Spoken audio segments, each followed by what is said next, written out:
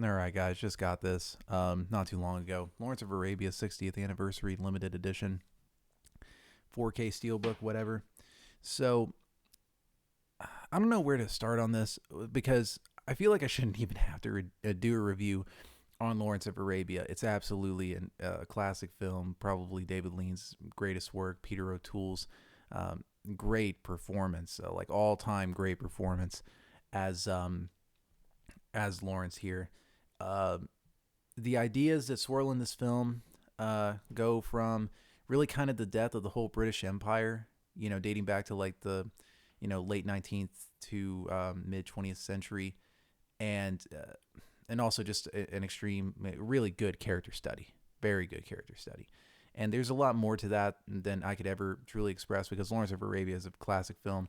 Go ahead and just view it anywhere you can. But kind of wanted to make this video about a gripe because I think that there is some, I don't know, there's some sort of, I don't know, like, why doesn't this have a standard release?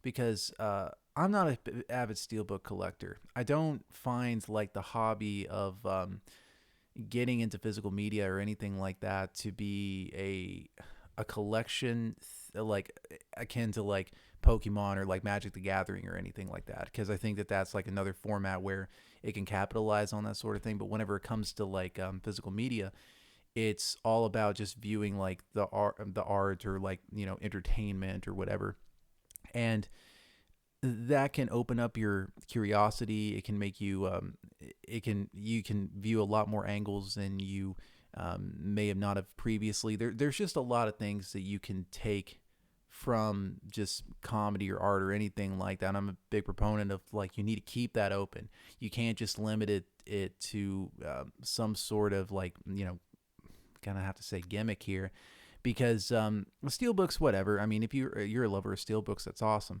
But whenever it comes to like a great film like Lawrence of Arabia, it needs to be saw no matter what, whether it's on like streaming services, um, whether it's on Blu-ray, 4K, whatever.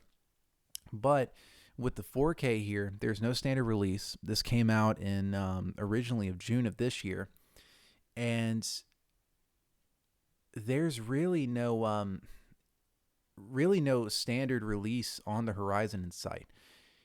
So what we have here is, yeah, it's a nice looking steelbook or whatever like that. But I would, because Lawrence of Arabia is not one of my personal favorite films, I still think it's a great one.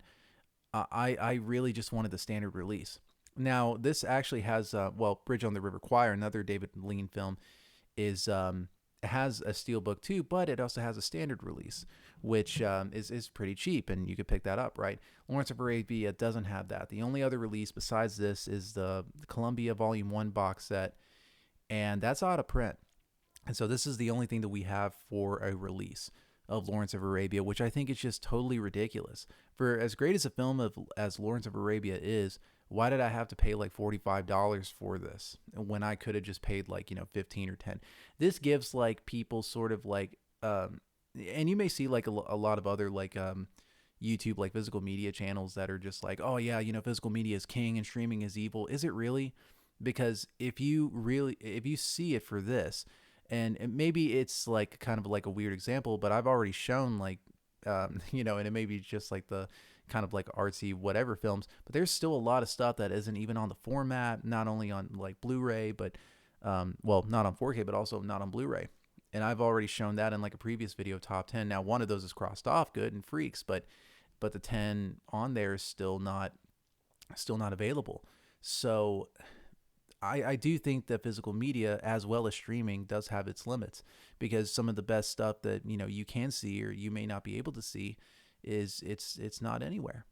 And I find it to be a great shame that a great film like Lawrence of Arabia is still unseen by a lot of people, and in the best format you can only get it in this. Now of course you can go and get the Blu-ray, which is great as well. It's like 10 or 12 bucks.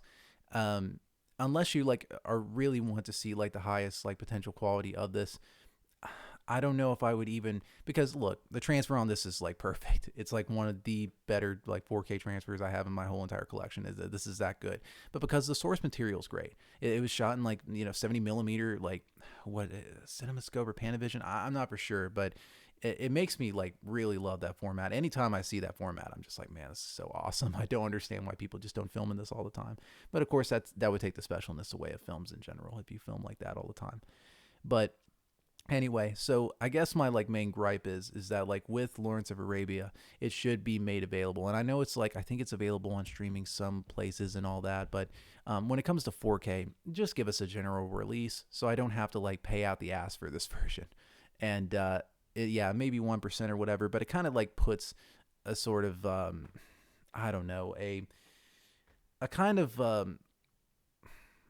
it kind of puts that whole like thing of like physical media is king. It really isn't. Let's be honest. Like, hey, all these films back here, I absolutely love, and I would always want to own them on physical media rather than streaming because yeah, the pros are, yeah, it is better bit rate, it is greater quality, especially because a lot, I have fiber in my area. A lot of people don't have that.